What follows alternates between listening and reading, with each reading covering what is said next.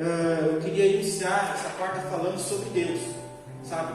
Essas duas primeiras quartas a gente vai falar exclusivamente sobre Deus, sabe?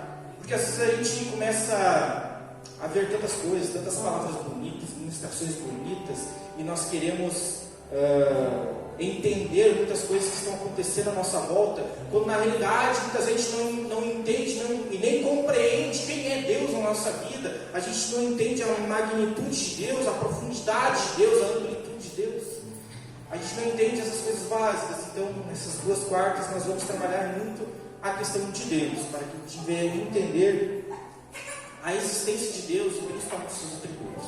Amém? A gente vai passar alguns slides quando eu estiver falando. Primeiramente, a gente vai iniciar falando sobre a existência de Deus e seus atributos.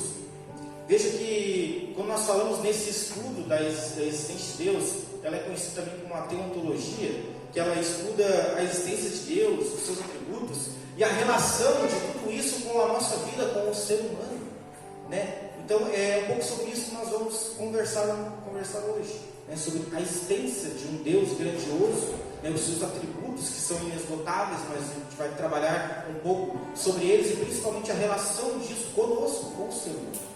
Amém? Então, para iniciarmos, pode passar a próxima. Para iniciar, a Bíblia relata já em Gênesis 1 que no princípio Deus criou os céus e a terra. No princípio Deus criou os céus e a terra.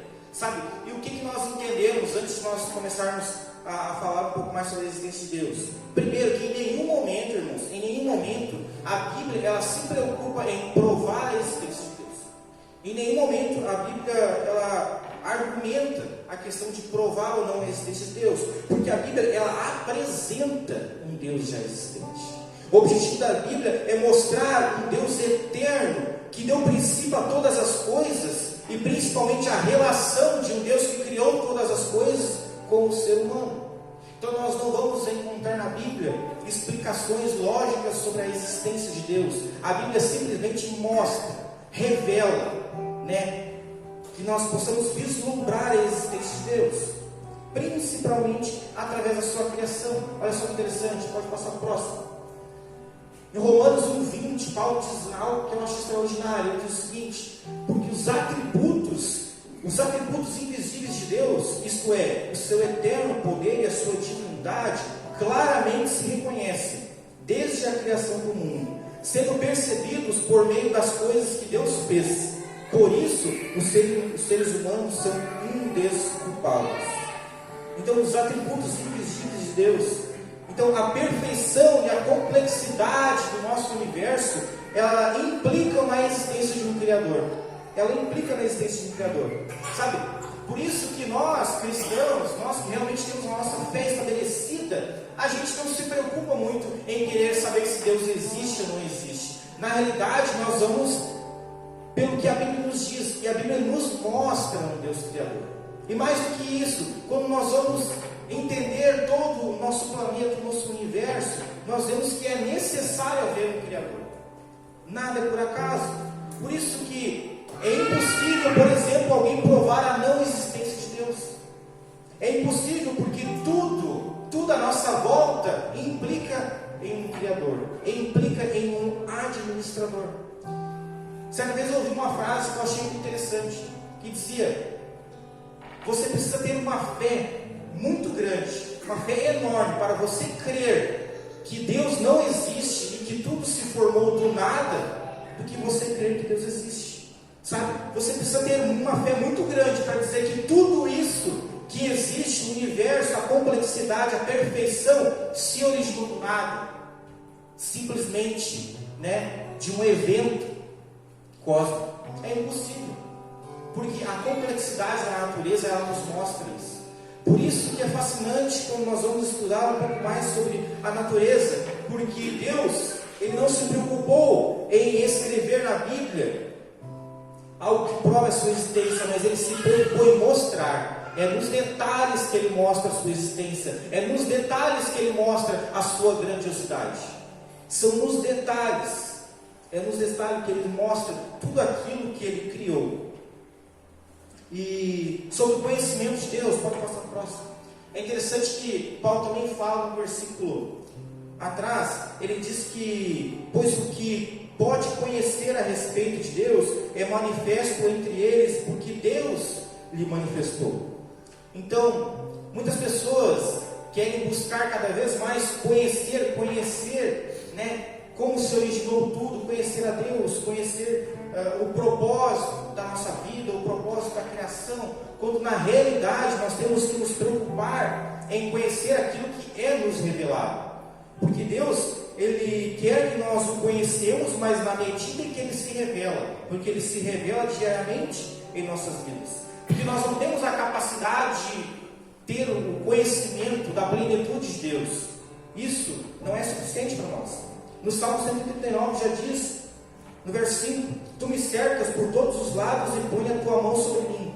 Tal conhecimento é maravilhoso demais para mim. É tão elevado que eu não o posso atingir. Então existe um conhecimento de Deus, irmãos, que nós não podemos atingir agora. Não há como nós atingirmos um conhecimento elevado de Deus agora, no momento em que nós estamos. Deuteronômio 29 também diz que as coisas reveladas pertencem, as coisas encobertas pertencem ao Senhor, mas as coisas reveladas pertencem aos homens. Então nós precisamos realmente entender que Deus existe, e a prova é a própria natureza, é tudo que nós estamos vendo à nossa volta. Então a nossa preocupação não é discutir se Deus existe, é realmente enxergar a existência de Deus, é enxergar tudo aquilo que está acontecendo à nossa volta. Paulo, quando ele escreve aos Coríntios, ele diz algo que sempre me motivou muito, principalmente quando se fala em buscar a eternidade, buscar viver uma vida eterna com Cristo. E ele diz o seguinte, em 1 Coríntios 13, ele fala o seguinte: porque agora nós vemos como um espelho, de forma obscura. Agora, pois depois veremos face a face. Agora, o meu conhecimento é incompleto. Depois eu o conhecerei como sou conhecido. Eu não sei se você entendeu a amplitude dessas palavras de Paulo, mas ele diz o seguinte: haverá um tempo que nós vamos conhecer a Deus assim como Ele nos conhece. Olha só que interessante, a palavra deixa claro que Deus, Ele nos conhece antes da fundação do mundo. Deus conhece todos os nossos dias, antes de nós nascermos. Ele conhece todos os nossos passos. E olha só o que Paulo fala aqui: do mesmo modo que Deus nos conhece, nós iremos conhecer a Deus. Você percebeu a amplitude disso, a grandiosidade que é você chegar ao ponto de você finalmente conhecer Deus na sua plenitude, conhecer o propósito de Deus, o propósito total de Deus, o propósito pleno do Senhor.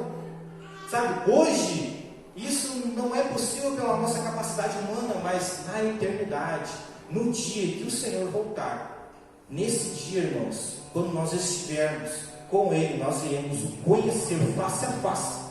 Nós iremos conhecer o seu plano, o seu projeto para a nossa vida, o seu projeto para toda a humanidade, o seu projeto para a criação. Nós iremos realmente conhecer face a face, plenamente o Senhor. Sabe, isso, quando eu ouço as palavras de Paulo, isso me dá cada vez mais uma satisfação de realmente trilhar o caminho ao qual Deus preparou para mim. Porque eu não sei você, irmão, mas eu quero conhecer a Deus plenamente. Eu quero chegar na eternidade e finalmente abrir os meus olhos e conhecer e enxergar, puxa vida, esse era o propósito de Deus. Esse era o propósito de Deus na fundação dos tempos. Esse era o propósito de Deus na eternidade. Nós iremos conhecer tudo que está hoje obscuro para nós. Então, o objetivo não é nós trabalharmos em cima de argumentos que provam a existência de Deus, como muitos se deparam por aí, né, brigando, muitas vezes em cima de certas teologias. Não, irmãos, o nosso objetivo como cristãos é enxergar a existência de Deus. Então, se alguém perguntar para nós: olha, eu não sei realmente se Deus existe, como você pode provar isso? Olha, eu posso provar principalmente através das Escrituras e depois através da natureza. Porque se nós estamos vivendo, se nós estamos respirando, é porque há um Criador. Porque há alguém que desejou que nós fôssemos criados. Porque é impossível que tudo isso que nós estamos vivendo seja por acaso. Há alguém que começou. A ciência já diz isso, que houve um início. Isso é indiscutível. Houve um ponto inicial. Mas a questão é, quem iniciou esse ponto? Quem deu início? Essa que é a grande questão. Por isso que é impossível você enxergar tudo que está acontecendo à nossa volta e não crer por fé que Deus existe. E mais que isso, Deus criou todas as coisas. Amém? Então a existência de Deus, irmãos, é indescritível. Não há como nós negarmos a existência de um Deus soberano. Amém? Pode passar. Eu quero, antes de continuar falando sobre os atributos de Deus, que é onde eu quero conversar mais, sobre os nomes de Deus. Eu achei interessante porque muitas vezes a gente lê a Bíblia e não entende que Deus ele tem vários nomes, várias nomenclaturas. Eu achei interessante trazer isso para nós. Nomes em hebraico de Deus. Primeiro, Elohim, que significa Deus. Yahvé, ou Jeová, em algumas traduções, significa Deus único e eterno. E aqui há um certo preconceito. Há um certo preconceito de Jeová, muitas pessoas não querem falar Jeová por causa dos testemunhos de Jeová, mas veja que o nome Jeová ele vem muito antes de qualquer religiosidade. Então não há problema nenhum nós dizermos o nome Jeová. Simplesmente nós estamos dizendo que é um Deus único e eterno. Amém? Então não há problema nenhum nisso. Adonai significa Senhor meu Deus. El Shaddai, Deus Todo-Poderoso. Elion, Deus Altíssimo. Jeová Rafa, o Deus que cura. Jeová Nissi, o Senhor que é a nossa bandeira. E Jeová Shalom, o Deus de paz.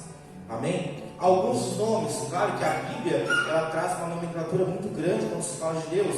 E quando você pega uma tradução mais conservadora, você vai ver esses nomes, né? Hoje nas traduções aqui no Brasil nós não vemos muitos desses nomes, mas se nós vamos realmente ver uma tradução mais conservadora, nós vamos enxergar vários nomes diferentes, né?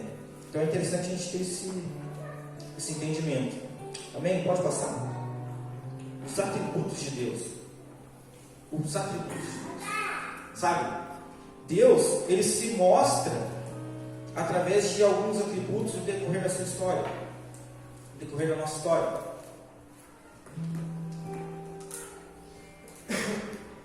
E os atributos de Deus, eles são inesgotáveis. Não há como nós aqui trabalharmos todos os atributos de Deus, a grandiosidade de Deus. Então eu escolhi 6 para nós conversarmos um pouco. O primeiro deles é a bondade. A bondade, ela está incluído também o amor e a graça e a misericórdia de Deus.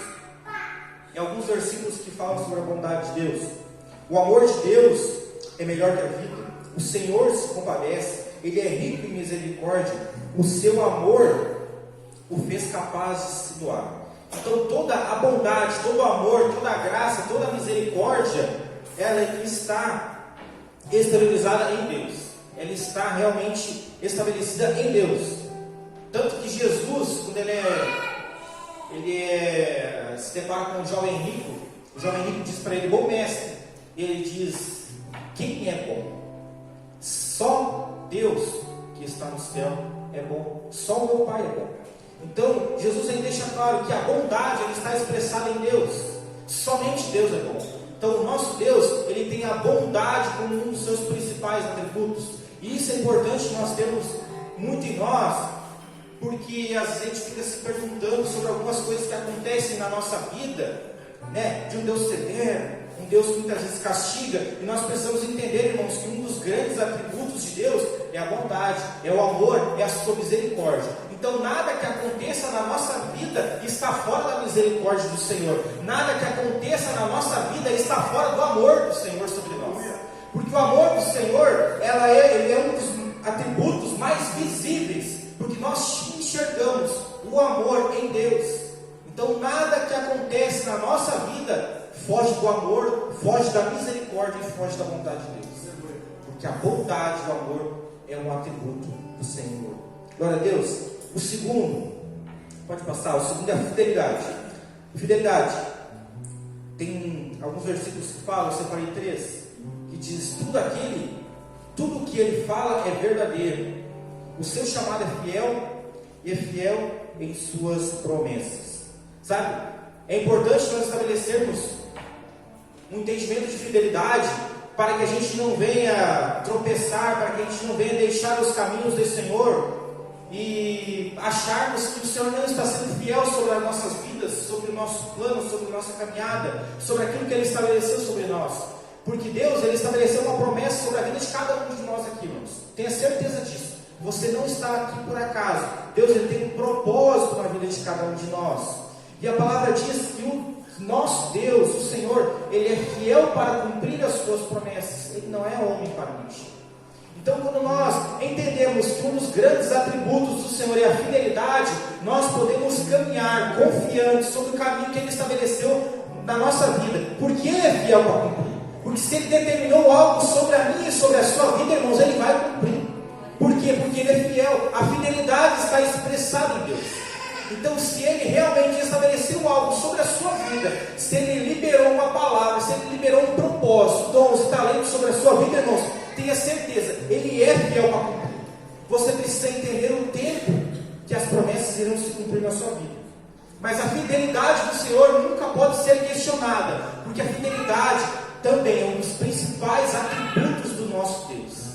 Ele é fiel para cumprir em todo o tempo. Amém? O terceiro atributo é a santidade. A santidade, é interessante esse atributo, porque esse atributo ele é uma das principais divisórias entre o ser humano e Deus, porque separa Deus de toda a sua criação, porque somente Ele é santo. Somente Ele é santo absoluto, porque a Bíblia fala que a sua santidade é bela. Ele habita em um lugar santo. Ninguém é santo como Ele. Então, quando nós entendemos a santidade de Deus, nós estabelecemos uma conexão a qual nós estamos buscando ser santo assim como Ele é. Nós estamos buscando, e a santificação para nós é um processo, irmãos. Nós estamos em um processo, porque ninguém é santo como Ele é santo, como a palavra fala. Mas, por outro lado, esse processo de santificação que nós estamos passando, nós enxergamos em Deus a plenitude dessa santidade, porque ninguém é santo como Ele. Então, quando nós realmente enxergamos em Deus a santidade plena, nós buscamos cada vez mais caminhar também, buscando viver uma vida em santidade, buscando viver os caminhos retos do Senhor. Porque se nós queremos viver a nossa eternidade com Deus, nós precisamos entender que só será possível se nós formos santos assim como Ele é santo. Isso é um processo. E nós precisamos enxergar em Deus a total santidade, enxergar nele a perfeição, a plenitude de um Deus santo, soberano, a qual um dia eu quero enxergar face a face Ele. Glória a Deus. Próximo atributo são os 3 atributos que às vezes são bastante conhecidos, que é a onipresença, a onisciência e a onipotência. 3 atributos muito interessantes de Deus. E a primeira delas é a onipresença. Esse atributo, ele mostra que Deus, ele não está limitado ao espaço nem ao tempo. Alguns trechos que falam sobre isso na palavra, diz que Ele conhece os segredos do nosso coração, Ele conhece os pensamentos, Ele conhece cada estrela pelo nome, Ele tem a medida dos céus e das águas. Então a onisciência de Deus significa dizer que Deus, Ele conhece tudo e todas as coisas. O conhecimento de Deus, ele transcende o tempo. Então, irmãos, não adianta nós queremos esconder nada do Senhor, porque Ele conhece todas as coisas. E quando nós realmente entendemos a onipresença de Deus, nós entendemos que Ele está em todos os lugares. Em todos os lugares, irmãos, e isso é muito forte para nós, porque isso não limita a nossa oração, não limita a nossa busca pelo Senhor a um lugar físico, a igreja, ou a um lugar de oração estabelecido por nós, mas realmente Deus, Ele está em todos os lugares, porque a onipresença é um atributo do Senhor. A questão que nós é que precisamos estar em um ambiente específico para buscar Deus. Sabe por quê? Porque quando a palavra diz, o próprio Jesus diz que nós devemos realmente entrar no nosso quarto, fechar a nossa porta e em secreto buscar o Senhor, a palavra diz que nós precisamos, em meio a toda a nossa agitação, separarmos um tempo para o Senhor, um tempo onde eu realmente me tiro de toda a agitação que está acontecendo na minha vida e eu separo aquele tempo para buscar o Senhor com toda a minha intensidade, com toda a minha entrega. Por isso que quando nós falamos que nós precisamos estar em um lugar preparado, é porque nós precisamos realmente nos preparar para buscar a Deus, porque Deus está em todos os lugares.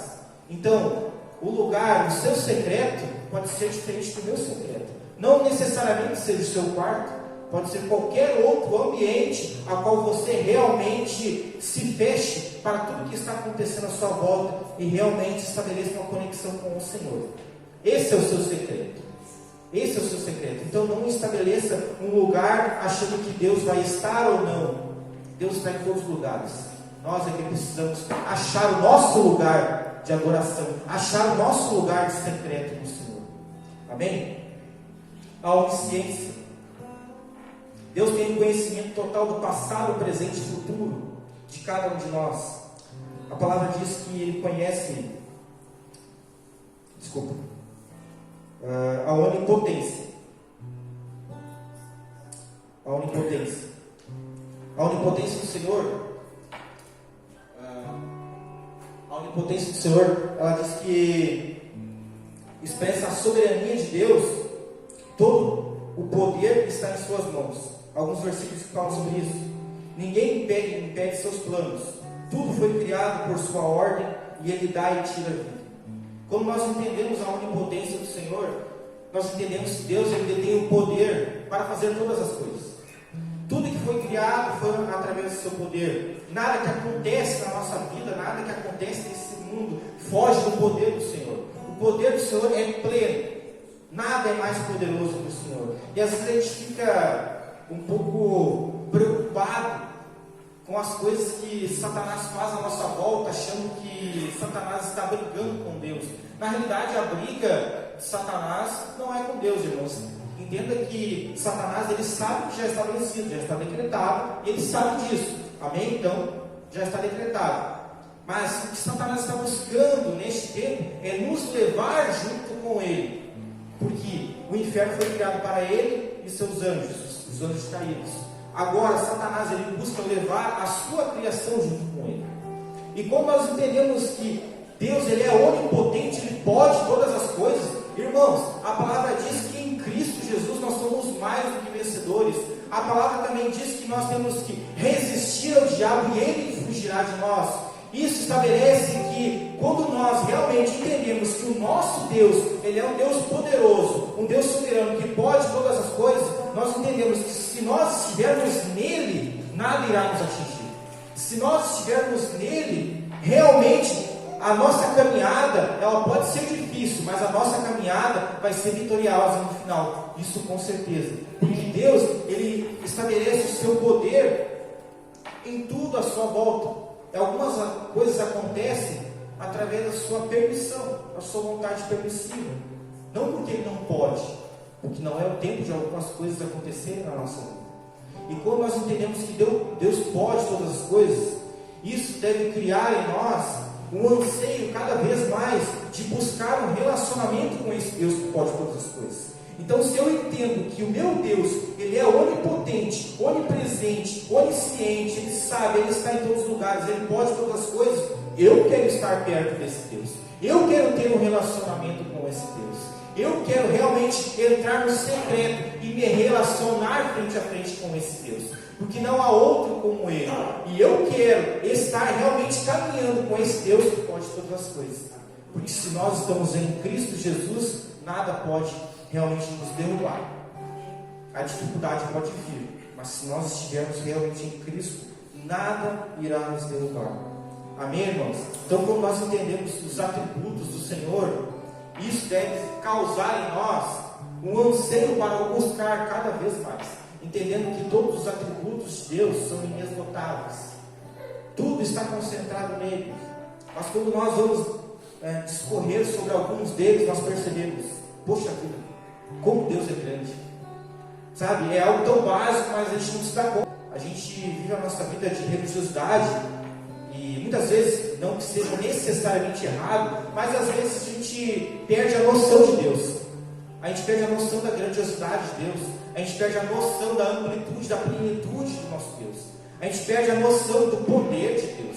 A gente perde a noção do amor de Deus, de que tudo está no seu propósito, a qual depende que nós venhamos caminhar pelos caminhos que já estão preparados para nós. Amém? Porque Ele já estabeleceu um caminho seguro para nós. Nós é que muitas vezes queremos nos desviar desse caminho. Mas quando nós caminhamos reto, nós percebemos que o nosso Deus, realmente, Ele é um Deus de amor, Ele é um Deus de bondade, Ele é um Deus soberano sobre toda e qualquer circunstância.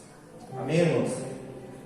E sabe qual a conclusão que nós chegamos quando a gente trabalha um pouco sobre a questão da existência dos atributos de Deus? Nós chegamos à conclusão que Deus não precisa de nós para absolutamente nada. Absolutamente nada. E esse é o ponto que eu queria chegar nessa noite com você. Deus não precisa de mim e de você. Deus não precisa da minha entrega. Deus não precisa dos meus dons, dos meus talentos. Deus não precisa daquilo que eu faço. Irmãos, Deus não precisa de nada. Deus não precisa de você. Deus não precisa de mim. Isso pode parecer forte, mas sabe que quando nós entendemos isso, nós vemos que Deus, Ele é a perfeição absoluta. Não precisa de nada nem de ninguém. Paulo já fala que Ele não é homem para ser servido por mãos humanas. O Criador, Ele jamais vai depender da sua criação. Jamais. E essa é uma das maiores provas de amor para conosco.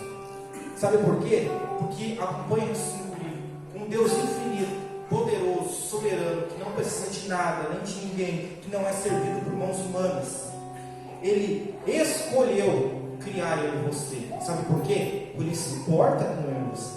Ele se importa comigo. Ele se importa com você. Sabe por quê? Porque Ele não precisa de você, mas Ele escolheu amar você, porque Ele se importa com você. Sabe? Então quando a gente começa a estudar a existência dos atributos de Deus, cada vez que se depara com essa situação, poxa, como pode um Deus tão grande, um Deus soberano, que pode todas as coisas, ter me escolhido, me amar tanto assim? Como pode? Porque além de eu não ser fruto do acaso, porque irmãos, você não veio do acaso, você é um projeto de Deus. Além de você não ser fruto do acaso, você também não é fruto de uma necessidade de Deus.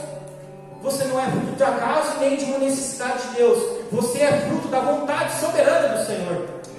Porque Ele se importa com você. Ele se importa comigo. Ele me ama. Ele ama você, irmãos. Amém? E mesmo quando eu e você, sabendo que Deus, Ele não precisa de nós, mas Ele realmente escolhe nos criar porque Ele nos ama, mesmo nós sabendo disso, muitas vezes a gente caminha por caminhos que não eram estabelecidos pelo Senhor. Nós vivemos uma vida que não era a vida estabelecida para a nossa vida. Nós caminhamos por alguns caminhos que nos levariam à morte, à separação de Deus. Sabe o que Deus faz? Ele entregou o seu Filho unigênito para que todo aquele que nele crê não pereça, mas tenha vida eterna. Irmãos, se isso não é amor, o que mais poderia ser? Se isso não é amor, o que mais poderia ser? Sabe, quando Paulo escreve aos Coríntios, eu acho extraordinário que ele fala que nós devemos nos constranger com o amor de Cristo. Sabe o que isso significa, irmãos? Significa que todos os dias, ao acordarmos, nós temos que abrir os nossos olhos, sermos gratos ao Senhor e nos sentir constrangidos. Nos sentir constrangidos porque um Deus poderoso, soberano, que não precisa de nada, de ninguém, nos escolheu. E mesmo quando nós trilhamos outros caminhos que nos levariam para a morte, Ele escolhe entregar o seu Filho para morrer por nós, em resgate das nossas vidas. Irmãos, eu não sei você, mas em mim me causa um constrangimento. Me causa um constrangimento, porque muitas vezes a minha humanidade é falha. E muitas vezes eu sei que as minhas atitudes não são condizentes com aquilo que Deus quer sobre a minha vida. E eu me constranjo, porque mesmo assim Deus me ama. Mesmo assim Deus está estabelecendo, um propósito sobre a minha e sobre a sua vida. Porque além de nos salvar, irmãos, Ele liberou dons e talentos sobre a nossa vida para que nós fizéssemos parte do seu maravilhoso projeto. Sabe? Veja que extraordinário isso. Deus não precisa de mim para converter alguém. Deus não precisa de você para curar alguém, irmãos. Deus não precisa de você para levar salvação na casa de alguém. Mas Deus escolheu liberar dons e talentos sobre a vida de cada um de nós, para que a vontade dele se cumpra através da nossa vida. Então nós somos usados por Deus como instrumentos para levar salvação, para levar cura, para levar a sua palavra a outras pessoas. Por quê? Porque Deus se importa conosco, Deus nos ama e Deus escolheu nos incluir no seu propósito. Deus podia ter deixado nós totalmente fora do seu propósito divino, mas Ele escolheu nós, que somos totalmente falhos, para caminharmos o seu propósito juntamente com Ele. Se isso não é amor, o que mais seria? O amor de Deus, ele transcende tudo, irmãos. Então, é por esse Deus que eu me levanto todos os dias, e eu sou grato pelo dom da minha vida. É por esse Deus que eu sirvo com todo o meu esforço, com toda a minha vontade. Não é por pessoas, é por esse Deus que, mesmo com as minhas falhas, escolheu me amar. É por esse Deus que todos os dias eu me constranjo pelo seu amor tamanho sobre a minha vida, e cada vez mais sabendo que não tem como eu expressar toda a gratidão ao Senhor. E o que eu faço para tentar buscar ser grato? Caminhar sobre os caminhos que Ele trilhou sobre a minha vida, realmente caminhar sobre o propósito dele sobre a minha vida, caminhar sobre os dons e talentos que Ele liberou sobre a minha vida. Porque Deus, Ele te ama de tal maneira, irmãos, que Ele liberou dons e talentos para que você faça diferença na vida de alguém. Ele poderia realmente curar alguém que está no seu lado, mas Ele escolheu liberar uma unção sobre a sua vida para que você seja canal de bênção sobre a vida de alguém, para que a partir de você possa levar uma palavra de transformação para uma família, irmãos.